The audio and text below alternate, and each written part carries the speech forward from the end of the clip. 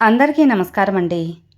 ఈరోజు ఒక మంచి మోటివేషనల్ వీడియోతో మీ ముందుకు వచ్చేసాను. Welcome back to our channel positive vibes in Telugu. ఈ సమాజంలో ఒక ఆడదాన్ని మగవాడు వదిలేసినా సరే ఆ ఆడదానిదే తప్పు అంటారు. అదేంటి విచిత్రమో దీని గురించి ఈరోజు తెలుసుకుందాం. ఇక జీవితంలో ఒక నియమాన్ని పాటిస్తూ ఉన్నప్పుడు సూటిగా మాట్లాడాలి. సూటిగా మాట్లాడినప్పుడే నిజమే మాట్లాడటం నేర్చుకోవాలి. అలాగే ఎదురుగా మాట్లాడాలి. అప్పుడే అసలైన వ్యక్తులు నీతో ఉంటారు.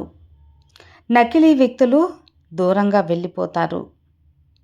అర్థమైందా? కాబట్టి ఒక వ్యక్తితో మాట్లాడేటప్పుడు నేరుకు నేరుగా చూసి మాట్లాడటం అనేది నేర్చుకోవాలి.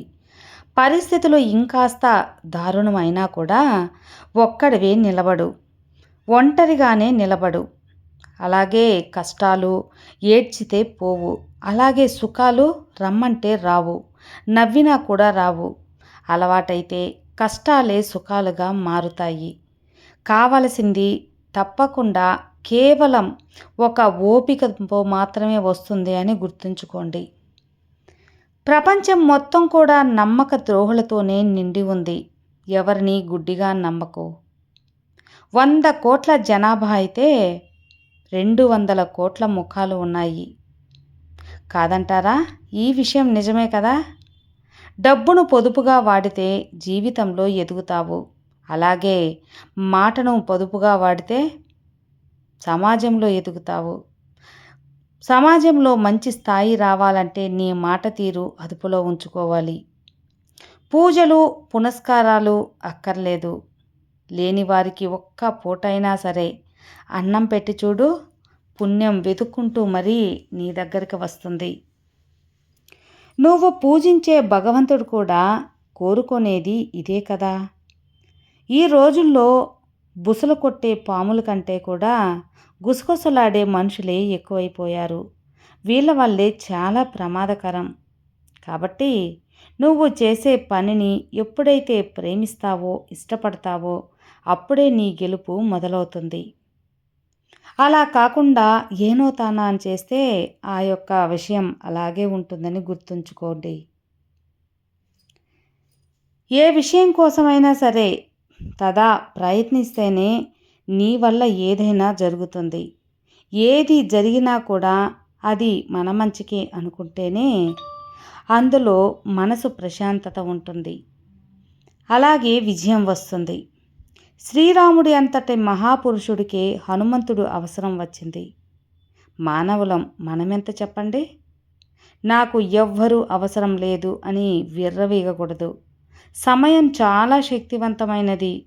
రూపులే కాదు, చేతిలో ఉన్న రేఖలు కూడా మార్చేస్తుంది. మార్చేయగల శక్తి కాలానికి ఉంది.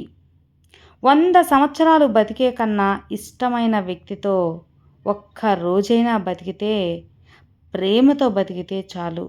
అంతకంటే అదృష్టం ఆనందం మరొకటి ఉండదు. ఒక మంచి మనిషిగా జీవించు. అంతేకాని మంచి మనిషిని అని నిరూపించుకునే ప్రయత్నం చేస్తే ఈ సమాజం దృష్టిలో చెడ్డ వ్యక్తిగా మారిపోతావు. దేన్ని కూడా వెతుక్కుంటూ వెళ్ళవద్దు. అవమానపడతావు. దేనికోసం అలాగే ఎవరి కోసం కూడా ఎదురు చూస్తూ ఆరాటపడవద్దు. మోసపోతావు. నువ్వు మాత్రమే నమ్ముకో. ఇదంతా కూడా నటనా ప్రపంచం అని తెలుసుకో.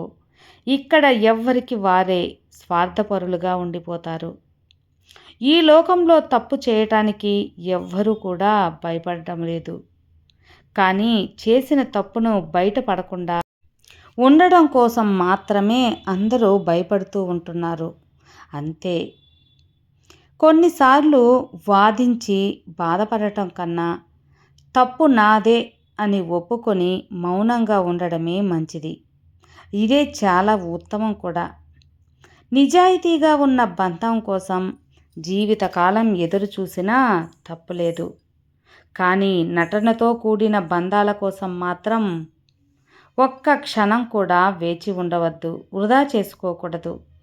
ఒకరి జీవితం కోసం నువ్వు పాటుపడకపోయినా పర్వాలేదు.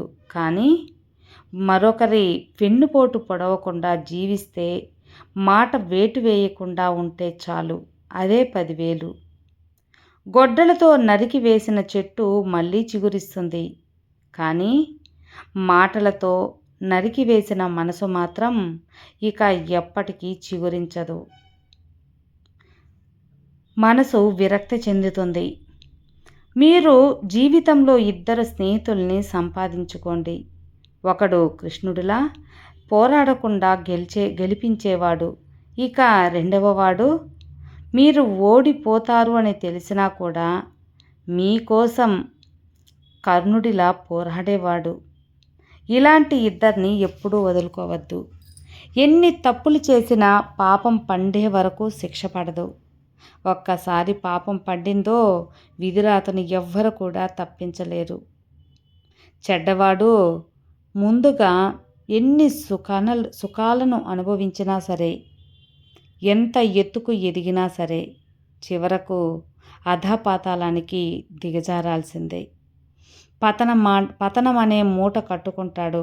ఇక మంచివాడికి ముందు ఎన్ని కష్టాలు ఎదురైనా చివరకు మాత్రం విజయాలని మూట కట్టుకుంటాడు. ఇదే జీవిత సత్యం, నిజానికి ఉన్న సత్యం.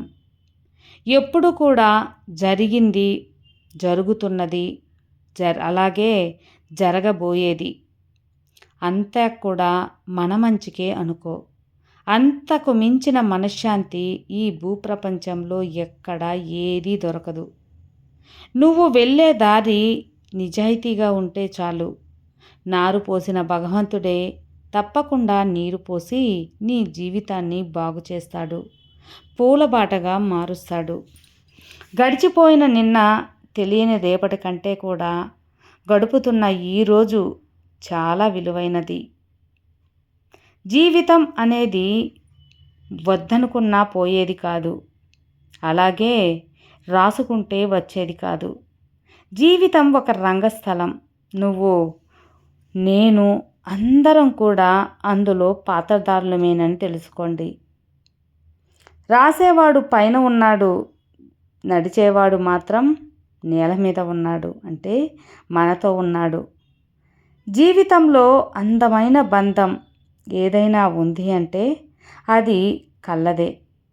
2 కళ్ళు కలిసే తెరుచుకుంటాయి, అలాగే కలిసే మూసుకుంటాయి, కలిసే నిద్రపోతాయి, ఒకేసారి కన్నీరు కారుస్తాయి.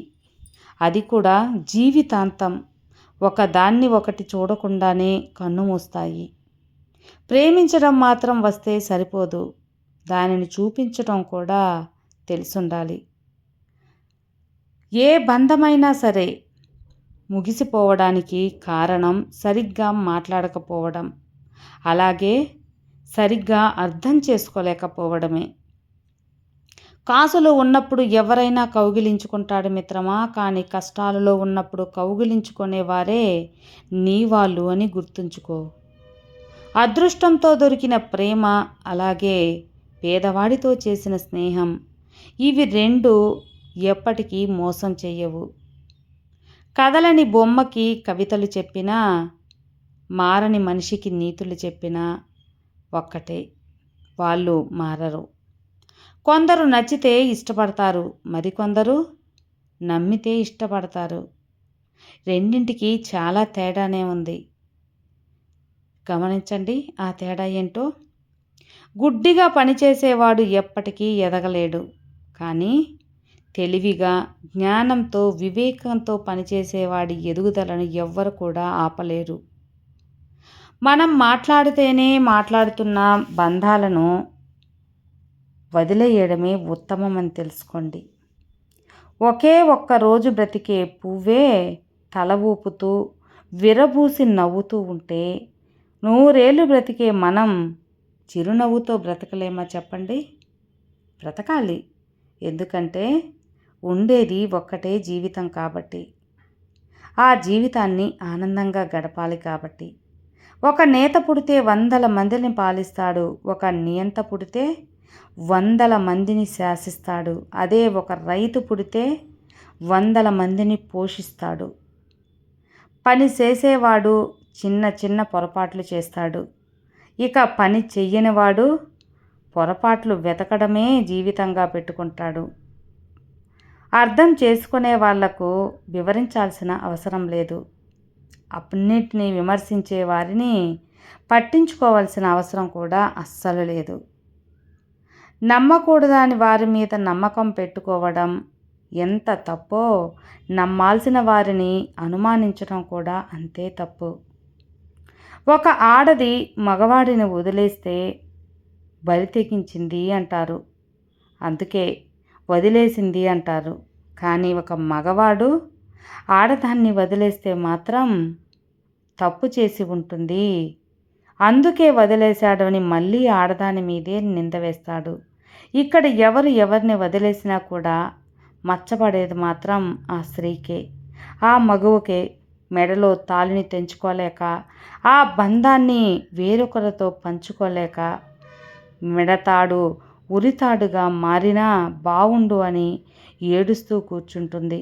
బతుకుతున్న ఆడవాళ్ళు ఎందరో కన్నీళ్లు కళ్ళల్లో దాచుకోలేక, అలాగే కన్నవారితో చెప్పుకోలేక, అటు కట్టుకున్న వాడితో కలిసి ఉండలేక నరకం అనుభవిస్తున్నారు.